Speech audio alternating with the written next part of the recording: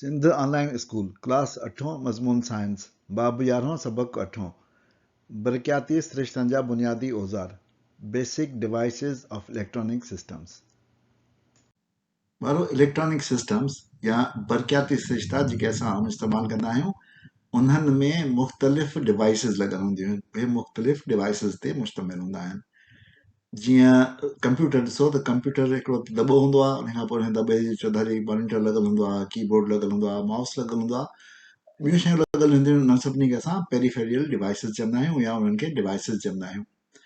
असां हिन सबक में उन्हनि डिवाइसिस जी ॻाल्हि कंदासीं। असां सिंधीअ में उनखे बरक़ियाती सिरिश्तनि जा औज़ार या जुज़ा चई सघूं था। इलेक्ट्रॉनिक सिस्टम यानी बरक़ियाती सिरिश्ता इंसान जे दिमाग़ वांगुरु कमु कंदा आहिनि, यानी इंसान वांगुरु कमु कंदा आहिनि। उनजे करे अचो त असां यादि कयूं त असांजो दिमाग़ कीअं कमु कंदो आहे, यानी असांजो मर्कज़ी तंती सिरिश्तो ऐं उन सां गॾु जेके लाॻियल पियल हवास ऐं नर्व्स हूंदियूं आहिनि उहे कीअं कमु कंदियूं आहिनि। यानी असां PNS जे बारे में थोरो ॻाल्हाईंदासीं, जेको असां पहिरें बाब में पढ़ी चुकासीं। मर्कज़ी तंती सिरिश्तो ब्रेन ते मुश्तमिल हूंदो आहे ऐं स्पाइनल कार्ड बि हुनजो हिसो हूंदो आहे। सेंसरी नर्व्स यानी हवासी तंतूं हूंदियूं आहिनि।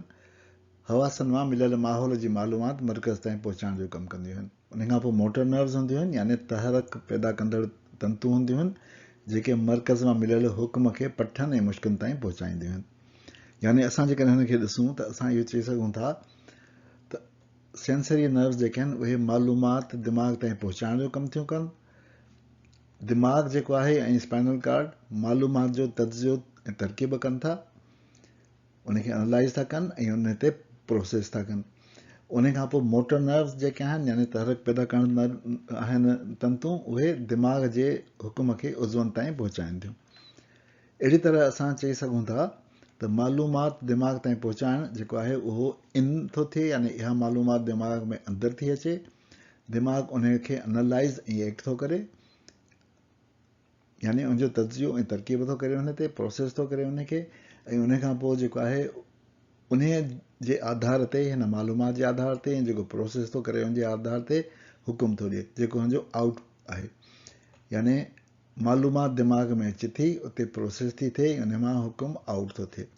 यानी असां जेकॾहिं हिनखे ईअं ॾिसूं त असां हवासी तंतुनि जी मालूमात जेका दिमाग़ ताईं पहुचे थी उनखे असां इनपुट चई सघूं था।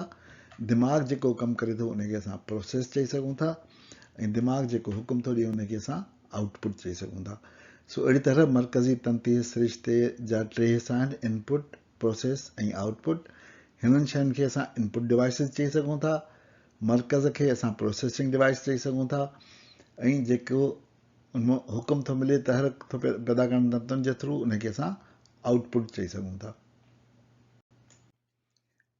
बरक़ियाती सिरिश्ता यानी इलेक्ट्रॉनिक सिस्टम आख़िर आहिनि छा?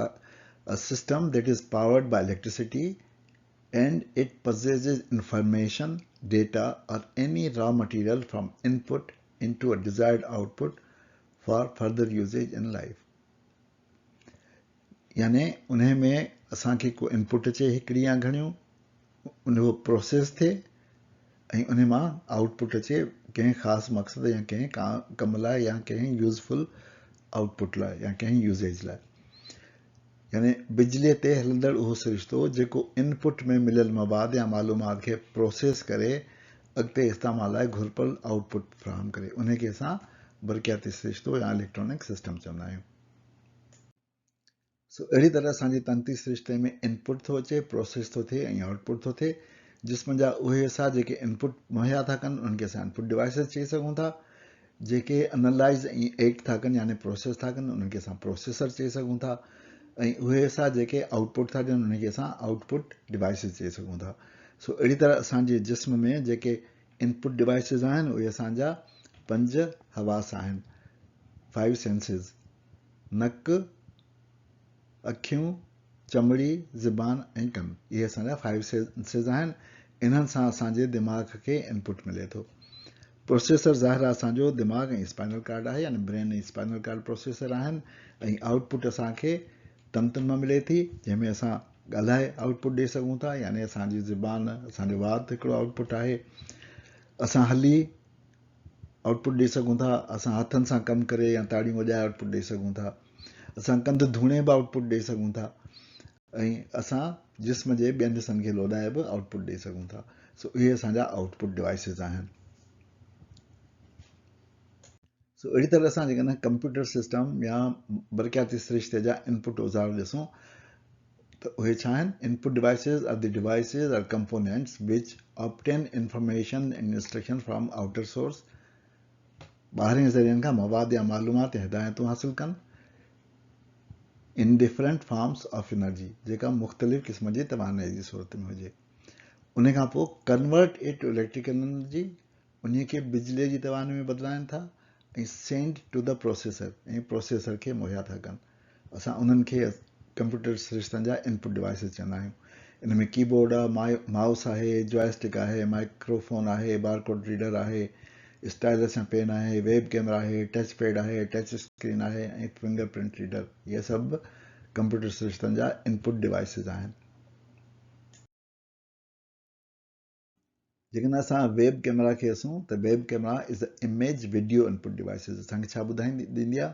अक्स ॾींदी आहे या वीडियो ॾींदी आहे। इमेज और video input devices converts physical image to electrical signals, use to digitize images और video from the outside world into computer.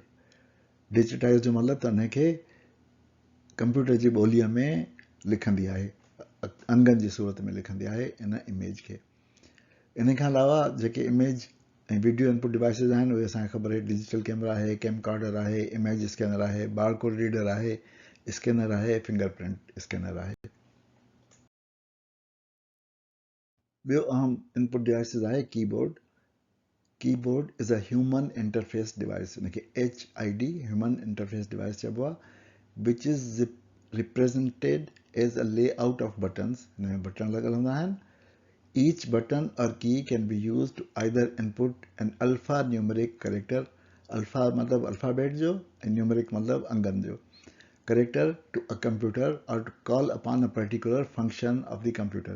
ये जीअं फंक्शन बटन्स हूंदा आहिनि, एंटर हूंदो आहे, स्पेस बार हूंदो आहे, अप डाउन ऐं मुख़्तलिफ़ उन में हूंदा आहिनि। सो या त अल्फा न्यूमेरिक करेक्टर ॾींदो आहे या उनजो को ख़ासि फंक्शन हूंदो आहे।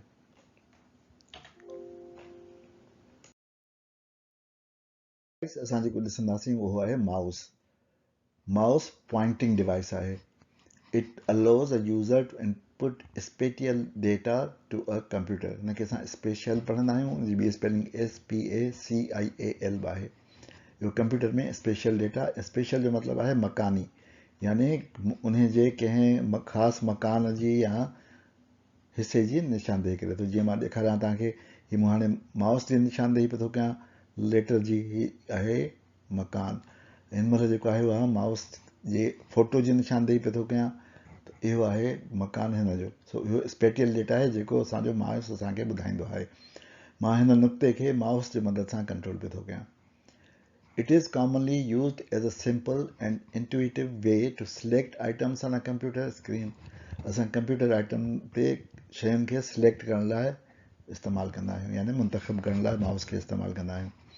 ॿिया जेके पॉइंटिंग डिवाइसिस असांखे ख़बर आहे उहा आहिनि touch pad, touch screen, digital pen ऐं जॉयस्टिक। माइक या माइक्रोफोन वॉइस इनपुट डिवाइस आहे। जीअं असांजा कन असांजे जिस्म लाइ या असांजे सिरिश्ते लाइ वॉइस इनपुट डिवाइसिस आहिनि। It converts voice to electrical signals, आवाज़ जे लहरुनि खे बरक़ी लहरुनि में तब्दील कंदो आहे। Use to digitise voice from the outside world into the computer, यानी आवाज़ खे डिजिटाइज़ कंदो आहे, अददनि जी सूरत में कंप्यूटर में रखंदो आहे। Allows a user to send audio info to a computer for processing, recording or carrying out commands। यानी असां आवाज़ जे वसीले कमांड्स ॿुधी सघूं था कंप्यूटर खे, यानी कंप्यूटर खे चऊं त हीअं कर त कंप्यूटर उहो ई कंदो। प्रोसेसर इलेक्ट्रॉनिक सिस्टम जो अहम तरीन हिसो आहे। प्रोसेसर कंहिं बि बरक़ियाती सिरिश्ते बशमूल कंप्यूटर जो दिमाग़ आहे। यानी कंप्यूटर में न, असांजे फ़ोन में ऐं ॿियूं जेके जीअं फोटोस्टेट मशीन थी या असांजे घर में कमु कंदड़ ॿियूं शयूं जेके आहिनि उनमें बि कंप्यूटर लॻल हूंदो आहे नंढो। उन जो कमु इनपुट जे आधार ते कार्रवाई करे यानी एनालाइज़ ऐं करे घुर्बल आउटपुट मुहैया करणु आहे। असां हिन कंप्यूटर खे ॾिसूं त असां ॾिसंदासीं त हीउ कीबोर्ड आहे, हीउ माउस आहे ऐं हुन दॿे सां कनेक्टेड आहिनि। अक्सर असां इन दॿे खे चवंदा आहियूं त इहो हुनजो प्रोसेसर आहे, इनखे असां CPU बि चवंदा आहियूं, पर हीउ दॿो प्रोसेसर न आहे ऐं न को इहो CPU आहे। CPU यानी सेंट्रल प्रोसेसिंग यूनिट। हीउ दॿो प्रोसेसर न आहे ऐं CPU बि न आहे। जेकॾहिं असां हिन दॿे जे अंदरि ॾिसूं त असांखे मुख़्तलिफ़ शयूं नज़र ईंदियूं। पावर सप्लाई हूंदो जंहिंजे मथां हिकिड़ो फैन लॻल हूंदो, कनेक्टर्स लॻल हूंदा जंहिंमें असां ॿियूं शयूं कनेक्ट कंदा आहियूं, एक्सपेंशन स्लॉट्स हूंदा जिते असां ॿियूं शयूं कनेक्ट करे सघूं था। विच में मदर बोर्ड हूंदो आहे जेको इलेक्ट्रॉनिक सर्किट हूंदो आहे, पखो लॻल हूंदो आहे हिकिड़ो जेको हुनखे थधो पियो कंदो आहे, उहो हलंदो आहे पियो हर वक़्तु। ऑप्टिकल ड्राइव लॻल हूंदी आहे या ॿी का ड्राइव लॻल हूंदी आहे, ईअं हार्ड डिस्क ड्राइव लॻल हूंदी आहे। सो हीअ असांजे कंप्यूटर जो जंहिंखे असां दॿो चऊं उहो दॿो आहे। इन दॿे जो सही नालो सिस्टम यूनिट आहे। सिस्टम यूनिट, हिनखे CPU चवणु ग़लति आहे, हीउ सॼो सिस्टम यूनिट आहे। हीउ दॿो सिस्टम यूनिट आहे। जेकॾहिं असां सिस्टम यूनिट खे ॾिसंदासीं त उनजे विच में हिकिड़ो वॾो प्रिंटेड सर्किट बोर्ड लॻल हूंदो आहे जंहिंमें मुख़्तलिफ़ कंपोनेंट्स लॻल हूंदा आहिनि। उहो मदर बोर्ड हूंदो आहे। मदर बोर्ड सॼे डिवाइसिस खे जेके कंप्यूटर सां कनेक्ट हूंदा आहिनि उनखे कंट्रोल कंदो आहे ऐं प्रोसेसिंग हिते ई थींदी आहे। इन में ई हिकिड़ो हिसो लॻल हूंदो आहे जेको जो प्रोसेसर हूंदो आहे या सेंट्रल प्रोसेसिंग यूनिट हूंदो आहे। हिन मदर बोर्ड में जेको हीउ पुर्ज़ो आहे इहो सेंट्रल प्रोसेसर आहे। इहो हिकिड़ो इंटीग्रेटेड सर्किट आहे। इन खे असां CPU या सेंट्रल प्रोसेसिंग यूनिट चवंदा आहियूं या मरकज़ी हलाईंदड़ हिसो या कारवाई कराईंदड़ चवंदा आहियूं। The central processing unit, CPU, is the brain of the computer. It's where the computer processes and executes all the instruction it receives. So, असल प्रोसेसर ही आहे, दॿो प्रोसेसर कोन्हे। CPU ही आहे। ॿार हिन तस्वीर में तव्हां हिकिड़ी स्मार्ट मोबाइल फ़ोन जो सर्किट ॾिसी सघो था। छा तव्हां ॿुधाए सघो था त हिन में CPU कहिड़ो आहे? छो त स्मार्ट मोबाइल फ़ोन त हिकिड़ो इलेक्ट्रॉनिक सिस्टम आहे न, त उन में बि CPU या सेंट्रल प्रोसेसिंग यूनिट हूंदो। असांखे ख़बर आहे त उहो हिकिड़ी IC ते मुश्तमिल हूंदो। त कहिड़ी IC हूंदी? हीअ हूंदी, हीअ हूंदी, हीअ हूंदी या हीअ हूंदी? कहिड़ी IC हूंदी? सोचियो। हाणे असां अचूं था output devices of computer system ते, यानी कंप्यूटर सिस्टम जा आउटपुट औज़ार। Output devices are the devices or components which obtain information and instruction from processor. Processor खां मवाद या मालूमात या हिदायतूं हासिल कंदा आहिनि। In form of electrical energy, जेका बिजलीअ जी तवानाई जी सूरत में हुजे। प्रोसेसर त बिजलीअ जी एनर्जी ॾींदो न। Convert it to physical forms, उनखे तबई सम्झ जोगी शिकिल में मटाईंदा आहिनि, यानी या तस्वीर में या आवाज़ में या लिखत में उनखे फिज़िकल फॉर्म में कन्वर्ट कंदा आहिनि ऐं प्रोवाइड इट टू यूज़र, ऐं इस्तेमालु कंदड़ खे मुहैया कंदा आहिनि। यानी आउटपुट डिवाइस जेकॾहिं चइजे त उहो कंप्यूटर जी ॿोलीअ खे असांजी ॿोलीअ में ट्रांसलेट करे असां ताईं पहुचाईंदा आहिनि। पर टेक्नोलॉजी जी तरक़ीअ सां कुझु डिवाइसिस अहिड़ा बि ठही विया आहिनि जेके साॻे वक़्त ते इनपुट डिवाइसिस बि आहिनि ऐं आउटपुट डिवाइसिस बि आहिनि। उन्हनि खे असां कॉमन डिवाइसिस या कॉमन इनपुट आउटपुट डिवाइसिस चवंदा आहियूं। सभिनी खां पहिरीं असां जेको ॾिसंदासीं डिवाइस उहो आहे कैमरा। डिजिटल कैमरा तस्वीरूं कढी कंप्यूटर खे पहुचाए सघे थो ऐं पाण वटि बि सेव करे सघे थो, ऐं उहे तस्वीरूं जेके सेव थियल आहिनि उहे असांखे ॾेखारे आउटपुट बि ॾेई सघे थो। सो अहिड़ी तरह ॿई कम करे थो, इनपुट जा बि ऐं आउटपुट जा।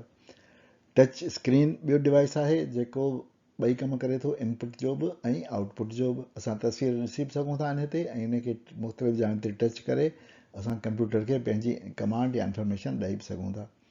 अहिड़ी तरह ॿियो डिवाइस आहे प्रिंटर ऐं स्कैनर जो। उहो प्रिंट करे आउटपुट थो ॾिए ऐं स्कैन करे इनपुट थो वठे। कंपैक्ट डिस्क उहो डिवाइस आहे जंहिं ते असां पंहिंजी डेटा रखंदा आहियूं। हीउ दरअसल मीडिया आहे, हीउ डिवाइस कोन्हे, पर उहो डिवाइस जंहिंमें इहो मीडिया इस्तेमालु थींदो आहे यानी डिस्क ड्राइव, उहो बि कॉमन डिवाइस आहे। उन में असां डेटा रिकॉर्ड बि करे सघूं था उन सां, ऐं उन सां डेटा वठी कंप्यूटर खे पहुचाए बि सघूं था, यानी रीडिंग रिकॉर्डिंग ॿई कमु करे थो। साॻी तरह फ्लैश ड्राइव या हिनखे पेन ड्राइव चवंदा आहिनि। फ्लैश ड्राइव बि जंहिं जाइ ते इस्तेमालु थिए थी, या जेको हुनजो असांजो USB सर्किट जेको आहे उहो हिन फ्लैश ड्राइव खे रीड बि करे थो ऐं हिन ते राइट बि करे थो। सो उन जे करे ही बि असां चई सघूं था त कॉमन डिवाइस आहे। उन खां पोइ फैक्स मशीन आहे। फैक्स मशीन सां असां फैक्स मोकिले बि सघूं था, यानी असां आउटपुट करे सघूं था। कंप्यूटर लाइ इनपुट आहे असां वटि, ऐं हिन जो आउटपुट जेको आहे असां जेका फैक्स रिसीव कयूं था उहा आहे। सो अहिड़ी तरह ही सभु डिवाइसिस कॉमन डिवाइसिस आहिनि। ॿारो उन ते असां पंहिंजे अॼोके सबक़ जी पुॼाणी था कयूं। नाना आबिद खे इजाज़त ॾियो, वरी ॿिए सबक़ में मिलंदासीं। ख़ुदा हाफ़िज़।